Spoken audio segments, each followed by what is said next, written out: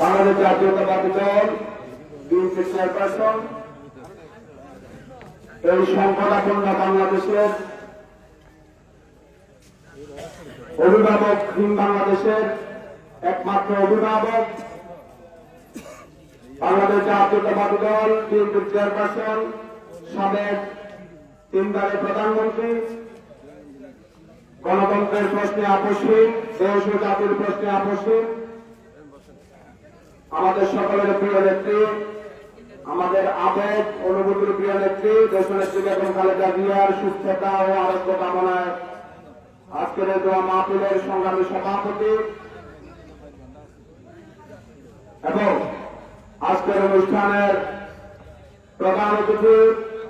বাংলাদেশ জাতীয়তাবাদী দল চট্টগ্রাম উত্তর জেলা শাখার সংগ্রামী সাবেক যুগ্ম আহ্বায়ক বাংলাদেশ জাতীয়তাবাদী দল বিএনপি থেকে চট্টগ্রামে এক আসনে 40 শিশুর মনোনীত প্রার্থী সাবেক উপজেলা পরিষদ চেয়ারম্যান আমাদের সকলের প্রিয় নেতা মজলুম জননেতা জনাব আলহাজ নুরুল আমিন সাহেব, এছাড়াও আমাদের মাঝে আজকের অনুষ্ঠানের প্রধান বক্তা বিশেষ অতিথিবৃন্দ বাংলাদেশ জাতীয়তাবাদী দল সাইনসাখালী ইউনিয়ন শাখার নেতৃবৃন্দ, জাতীয়তাবাদী যুব দল, জাতীয়তাবাদী স্বেচ্ছাসেবক দল, জাতীয়তাবাদী কৃষক দল, জাতীয়তাবাদী ওলামা দল, জাতীয়তাবাদী ছাত্র দল সহ বাংলাদেশ জাতীয়তাবাদী দল ও তার 11টি অঙ্গ সহযোগী সংগঠনের সকল স্তরের নেতৃবৃন্দ সকলকে আমার পক্ষ থেকে এবং বাংলাদেশ জাতীয়তাবাদী ছাত্র দল মিশর উপজেলা শাখার পক্ষ থেকে রক্তের শুভেচ্ছা অভিনন্দন। প্রিয় নেতৃবৃন্দ, আজকে আমরা এখানে যে উদ্দেশ্যে সমবেত হয়েছি, যার সুস্থতা কামনায় আমরা এখানে সমবেত হয়েছি, তার সম্পর্কে আমি 2 মিনিট কথা বলব। আমাদের নেত্রী বাংলাদেশের অভিভাবক দেশনেত্রী বেগম খালেদা জিয়া এমন একটি নেতৃত্ব যিনি সামান্য গৃহবধূ থেকে বাংলাদেশের আইন প্রণয়নকারী সংস্থা মহান জাতীয় সংসদের প্রধান হিসেবে 3 বার নেতৃত্ব দিয়েছেন, যিনি তার রাজনৈতিক জীবনে কখনো কোন ধরনের কন্ট্রোভার্সিতে জড়াননি, যিনি তার রাজনৈতিক জীবনে কোন নির্বাচনী আসন থেকে কখনো হারেননি, যিনি তার রাজনৈতিক জীবনে জাতি এবং গণতন্ত্রের প্রশ্নে কখনো কারোর সাথে আবেশ করেননি, যিনি তার পরিবার সমাজ রাষ্ট্র সকল ক্ষেত্রে অসামান্য নেতৃত্বের অবদান রেখেছেন। একইভাবে আমরা দেখতে পাচ্ছি ইদানিংকালে কিছু কিছু মানুষ কিছু কিছু গোত্র আমাদের নেত্রী বাংলাদেশ জাতীয়তাবাদী দলের চেয়ারপারসন দেশনেত্রী বেগম খালেদা জিয়ার সাথে প্রকৃত স্বৈরাচারের প্রধান আওয়ামী লীগের সভানেত্রী শেখ হাসিনার সাথে বিভিন্নভাবে তুলনা করার চেষ্টা করেন।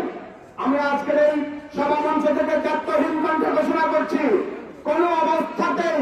দেশনেত্রী বেগম খালেদা জিয়ার সাথে শেখ হাসিনার স্বৈরাচারের তুলনা চলে না। কোন অবস্থাতে যেমন জিয়াউর রহমানের সাথে স্বৈরশাসক এক বাকশালা কানুকারী বঙ্গবন্ধুর সাথে তুলনা হয় না, একইভাবে খালেদা জিয়ার সাথে কখনো শেখ হাসিনার তুলনা হবে না। এবং আগামীতে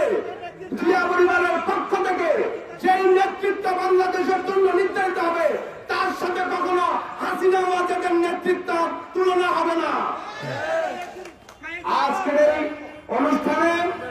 আমি জাতীয় বক্তব্য দিতে চাই না, কিন্তু আসন্ন জাতীয় সংসদ নির্বাচন যেহেতু আমাদের দরজায় করা হচ্ছে, সেই উদ্দেশ্যে আমি একটি কথা বলব। বাংলাদেশ জাতীয়তাবাদী দল ইতিমধ্যে বাংলাদেশের বিভিন্ন আসনের রাজনৈতিক সংগ্রামের মূল্যায়ন হিসেবে তাদের প্রার্থী নির্ধারণ করেছেন।